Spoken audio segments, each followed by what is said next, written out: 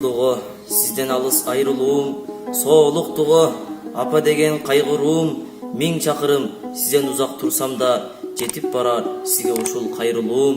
Кыйналдыңыз, апаке бай түшүнөм, сизди эстеп, ысыйым кээде үшүнөм, көрбөсөм да сизди күндө жаныман, көрөм кээде уктап жатып түшүмөн.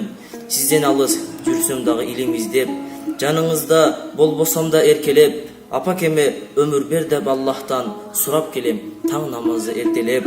Иман жолго түшүп калса экен деп, жай намазга тиип калса чеке деп, сурай берем жараткандан күнүгө ар намазда үмүтүмдү бекемдеп. Сизге дагы иман нуру жетер деп, ага чейин болсо аман эсен деп, кыялданам жай намазда сиз менен намаз окуп калган күнгө жетем деп.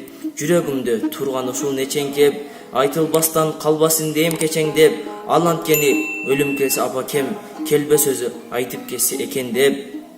Билсең апа, ушул менин күйгөнүм, мени кыйнайт намазы жок жүргөнүң, кайсыл бала каалайт эле апасын, акыретте тозоготто күйгөнүн.